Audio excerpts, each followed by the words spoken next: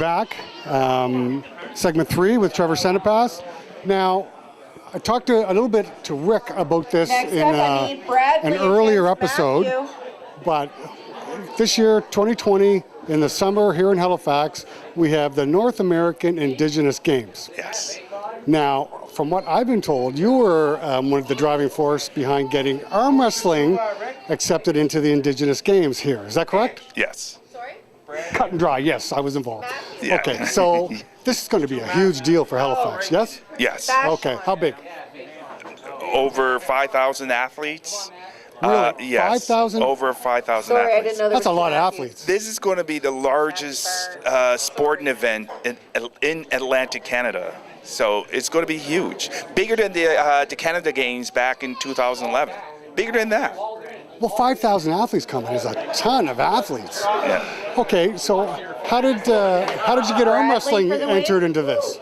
Like my father, my brothers, my family, friends, Bradley, you got a Rick, minute. You're all the facing arm off with wrestlers. Andre. We love the sport. Yeah. And with Arm Nation, people know me as the arm wrestler. I am the Nova Scotia Mi'kmaq Summer Games arm wrestling coordinator. Okay. And then one of the arm wrestling events is one of the popular sports in Nova Scotia. The number of youth and adults alike, it's just huge. So with that, I always wanted to do something for the youth, like everything for our youth. That's my passion. That's where my father was coming from. He wanted to assist it with the youth. Arm wrestling doesn't really cost that much. All you need is a table, right? Good people showing them the proper forms and techniques, the basic fundamentals of the sport. For myself, I really wanted to do something for the for the youth, because the games are youth centered. Okay, this is basically it's not a games for old guys like me. You're not old, but yeah. No, but it's for our youth. Like, is there an age limit to? 19 and under, yes. Oh, okay. So cool. Yeah. So these games are like the Olympics. Yeah. It happens like every several years. Okay. Happens every several years, and it goes and moves around. So this year, of course, it's in Halifax. Next 4 years is going to be, I believe, somewhere in Manitoba. Winner, We don't know Bradley. yet. Okay. But they try to move it around, like from one and then eventually it's going to go back to the States. And so. All right, I It's been need about- Chris K against. Somebody. Okay, so this. Oh, sorry, you guys are in the finals. So this is about like Sit tight. We're going to the next class. maybe 5 years that I approached the sporting people, and I said, hey, I really want to have arm wrestling into the games, and how can we have this, like, how can we make this happen? And like, they even thought that it was for myself. I said, Trevor, no, these arm, like, it's for the youth. I said, yeah, I know. It's not for me. It's not for me because they know me as the arm wrestler, right? Yeah. I said, no, it's not for me. It's for the youth. We have a lot of interest, and we need to have arm wrestling in part of these games. So. Met with people, and Tex Marshall, who's We're just changing the font so we main can read your names. person that Just give us a sec. brought the games here in Nova Scotia. We won the bet. Nova Scotia won the bet, but he was the driving force. He had a vision. He really, he's been involved with the North American Indigenous Games for a lot of years, and there's a lot of people involved as well. And what happened was when one of the provinces missed their opportunity, that All right, we're moving to the right open. First up, I need Dave Pache against Troy. that opened up the possibility. That opened up for other provinces to possibly host the games. And Nova Scotia threw in a bid, and we won. And at that time, Tex and I, he mentioned that if we win the bid, we're gonna promote and sponsor you to include arm wrestling in the games. Cool. But there's a process though, so it just can't be part of the games, but it is going to be on during the games. So that's the trick. Okay. So they're putting all their efforts and everything. So if it's successful, in which it will be, then we're going to have it as Troy part of the for the games win. in The 4 next years. time, it'll be a full medal This is like a demonstration sport Yes. this time? Yeah. That's what the Olympics do? Yes. So, And for lack of a better term. so they have the medals right now. Scott Weir against Trevor Adams. The Nova Scotia Indigenous Games 2020 medals, or NAIG 2020 medals. And what we're going to do is, because we're going to be sharing the stage, this is going to be big. I'm getting really excited. It's going to be huge, because we're going to have it at the Halifax Commons. It's going to be in a stage, and we're going to call it Cultural Grounds, where any given day and evening, we're going to have 1,000 or more spectators, like thousands, walking through the village, and then stopping to see the entertainment. But then we're also going to have arm wrestling right in the stage, right in the center. So we're going to have a lot of fans, and the medals. We're going back to the medals, though. We're going to award them with medals, but we used a neighboring community, Sipikanegati, which is a First Nations community. It's about 4 to 5 minutes outside HRM or Halifax, the youth. Weir for the win. The youth, they had a contest there. Next up, I need Troy against Nathan. An art contest, and one of those, they out of the hundreds, they selected the top 10. So out of those top 10, they're going to select one, and that's going to be their part of their medals, right? That is so cool. It is so cool. So what I decided to do was, because they said, okay, Trevor, we're going to even help you. Like you can contact your artist or whoever you want, you can build it, and we'll do that. And I was like, wait, okay, so there was these 10 that you selected, and out of those 10, you picked one. So what happens to the other 9? We don't know. Like what? Nothing. And so, okay, out of those 9, I want 3. I'm going to pick 3. So I'm going to pick 3 out of those 3 right now, anyway. So the one of the art is going to be, and this is going to be in the medals for the bronze, Nathan for the and win. for the silver, and for the gold. So it's going to have like a different. 3 different Yes. artist renderings? Yes. Cool. Yes, I know. Real cool. Yes. So So this is really huge. That's part of just the medals. So I have a team of 12 youth, mixed with boys and girls. I have a head coach, Rick Pickney. Rick Pickney's the head coach? Yes, okay, he is. how much did he pay you for that gig? Come on now. Okay, so you got Rick as your head coach. Paula O'Connell, that's the assistant Paula, coach. congrats. Good job, Paula. Yeah, Paula O'Connell.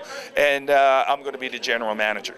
Okay. So even though I'm the general manager, I'm still going to oversee all the arm wrestling events. For this. So right now, I'm communicating with the NAIG officials, the executive, even the events planner. Even just the other day, we were going over like the exact time after even the finals. So day 1's the preliminaries, which is going to be in July 14th. Trevor Adams for the win. Day 2, which is July 15th, is going to be in the evening, the finals. Okay. And then where the stage and the lights and it's this. Next up, I need Scott Weir against Nathan. It's going to be center stage. Everybody's going to get to see it. Huge exposure. Yes, and we're going to have youth.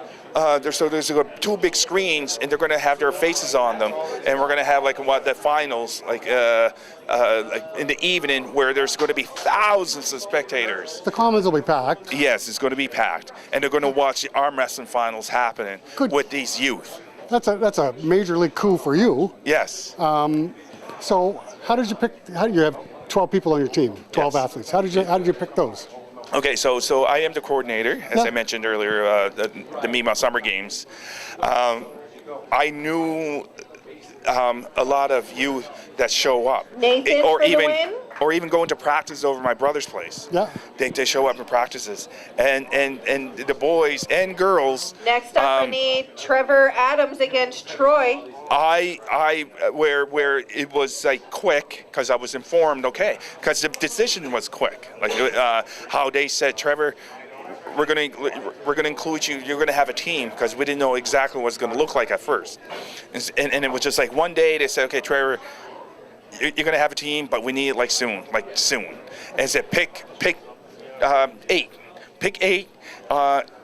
You need a head coach, you need an assistant coach, and you need a general manager. As long as you're one of them, we'll be good. That's what I was told. Okay. Right? And so, and you're going to be, of course, overseeing the whole arm wrestling event. And I go when do you need us by? By a week. For the win. I said, So I didn't really get to do like a qualifiers or anything. Yeah. So I just pretty much like handpicked and Against the Scott the ones that were actually devoted and trained and that were showing up in these like that did really really well in these events. So we have 3 from Sipekne'katik, 1 from Millbrook, 1 from Wegalmop, but who's currently living in Eskazoni, and Budlodek. And Budlodek is a First Nations community in Cape Breton, and Eskazoni. So Eskazoni, there's this one youth. All of them are strong. Yeah. But like, there's this one youth. I'm hoping that eventually he'll show up to more practice, or not practice, but arm wrestling events More because tournaments type of thing. yes, because he's 16 and he's a powerhouse. And he's about 180. Is he a natural? Does he just naturally pick it up good? Yes. I have no shame in this, but he has beaten me. He has beaten me. Maybe there's a little bit of shame in that, but Yeah, strong, really kid, strong, yeah? strong. And Nice. Mark would even vouch for this kid as well. Troy for the win. we'll look forward to that, and maybe get out, see if I got a battery or 2 left on my camera, and do some highlights, and talk to you while the event's Scott Ware, going you on, got and third place. Oh, yeah. Absolutely. see what's happening. But Troy will meet okay, that's off good. And with before we finish off with Nathan in today, the finals. so you made reference Now we're moving earlier to about the women's right open. We have 2 competitors. We have Lacey against Melissa. So you mentioned it a little Best bit 2 earlier out of about 3, girls. your political career. So in a provincial election just a couple years ago, you ran Yes. to become an MLA, Yes. and you ran for a party, and I saw you on TV, saw you on the news, everything. So how did you think your campaign went? The campaign went great. Okay. It wasn't it didn't matter who you place. Unfortunately, the party wouldn't have been. It wasn't a winnable riding. Yeah. It's a strong liberal and conservative riding. Okay. Yeah. But I was a strong third, given that I just lived outside the riding. Yeah. No experience in politics. Yeah. And I literally had 30 days to get to know the community. Oh, geez. Getting about 1,600 votes, and I was short, and according to what they were saying, I was short by 800. Okay. And I would have won. So that's Melissa for the first win. yeah. Okay, so it didn't turn out the way you had hoped. However, is that the end of your political career, or just the beginning now? So with that, I didn't expect this part. Yeah. So when I didn't win, but actually even in the show, Arm Nation, I did say I won in many ways, and I did. I inspired Indigenous and non-Indigenous people, because the emails, my political emails, my personal emails, my work emails, messages, phone calls, it was just blowing up. And the people were really rooting for me, not just in my riding, but just like, throughout Nova Scotia, even as far as Ottawa. I was getting calls from different parties. That's the strange part. Even at different levels of government, and they were saying we're rooting for you. So to me, I was like, wow, that's like really something. All right, we're moving to the left. I received more media attention than the ringers were. Left under 176. How it wasn't because I would have been the first me by MLA, but I was trying to make that change, trying to make that difference. It was that classic cliche, but that's who I was. Yeah. I had no experience. Then there was times where I was knocking on doors and said, "But you have no experience." Yeah, I know I don't. Yeah, I said, "What is it that you want to do?" Like that I'll get asked. Well. What is it that you want? What is it you want me to do? Right? Yes, Yeah. right. So and they liked that though, how we were just talking, and then I did get a lot of votes. So All right, first up, I need Glenn Moore against Victor Blinn. Even though I didn't win, I won in many ways by inspiring others. And right now, Stephen McGagan against Dylan. there were Indigenous people, Indigenous candidates that approached me afterwards and asked me for advice or support or even guidance, and I did. And one of them was successful at the last federal election. Was that up in the Cape Breton area? Yes, The first Indigenous MP? MP, yes. Yes. That's a big coup for them. Yes. Right? Yes. And you gotta kind of like that yourself. Yes, I did. You had to. Yes, I did. Really? Yeah. Well, why would you not? Yes. Why would you not? But anyway, I don't want to cut you off, but that's all the time we got for today, Trevor. Look, I really appreciate you coming and talking to us. I've learned a lot, and we're going to try and catch up with you again before the NAG, the North American Aboriginal Games, and I know I'm going to get out to watch. I don't know if I'm going to get out to be able to film any, but I'll try my best. You have a zoom on your camera. I can go in a long ways. But look, best of luck with the team and your involvement, and good luck to you in the future with everything. I really appreciate you stopping by, Trevor. Oh, thank you so much for having me. I really appreciate this. Great. And on that happy note, we're out of here. Thanks, everybody.